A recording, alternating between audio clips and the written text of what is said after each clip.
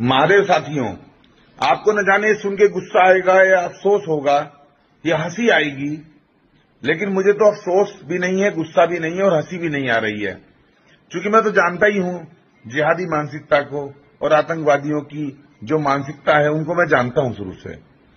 जब हाईकोर्ट में मौलाना अरशद मदनी फिल्म को रोकने के लिए दलील लेकर आए थे और उनके वकील कपिल सिब्बल आए थे, तो उन्होंने कहा था कि हम हत्यारों के पक्ष में नहीं हैं, हत्यारों के खिलाफ हैं, हत्यारों को फांसी होनी चाहिए और कन्हैयालाल के मर्डरर्स को कड़ी से कड़ी सजा मिलनी चाहिए। और देश में हम, हमारी तंजीमें, हमारे संगठन और हम मुसलमान इस देश के अंदर कन्हैयालाल के हत्यारों के समर्थन में नहीं है।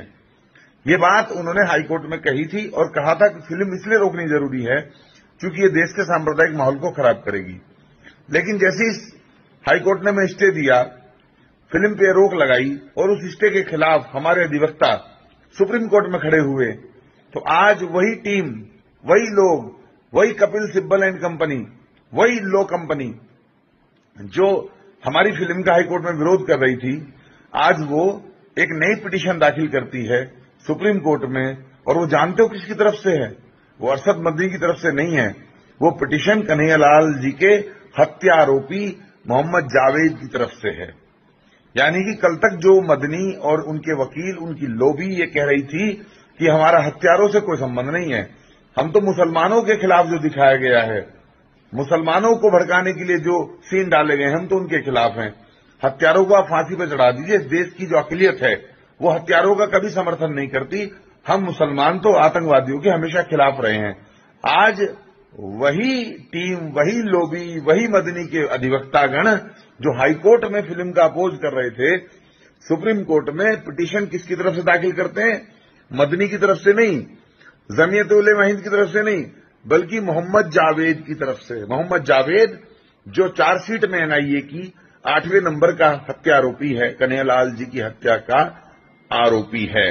तो अब क्या बचा? अब ये देश या तो अंधा हो गया, या हिंदू चादर तान के सो जाए, या हिंदू आंख बंद कर ले, काली पट्टी बांध ले, या तो मुंह में जो है दही जमा ले। अब क्या बचा है? अब भी कुछ कहना समझाना बाकी है क्या? अब तो स्पष्ट हो गया है कि जो लोग फिल्म को रोकना चाहते हैं उनका सांप्रदायिक सौहार्द से कोई लेना देना नहीं है। ये तो उनके दिखाने के दांत हैं।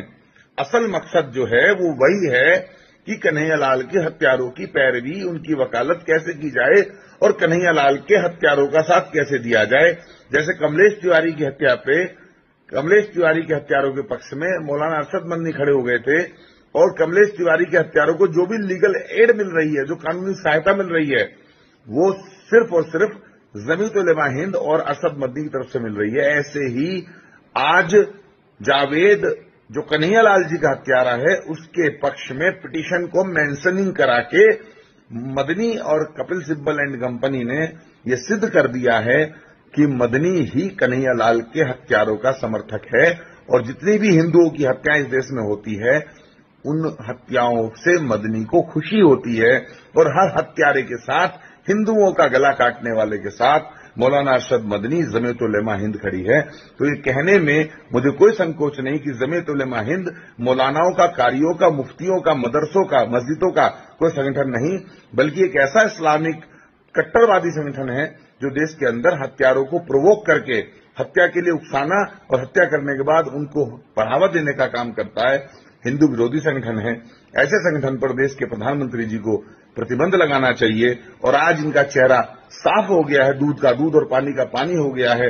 हिंदू भाइयों, आप भले ही हाथ पे हाथ रख के बैठे रहो, आप भले ही इनके नाजायज जो डिमांड्स हैं, इनकी नाजायज डिमांड्स, इस वक्त चुप बैठे रहो।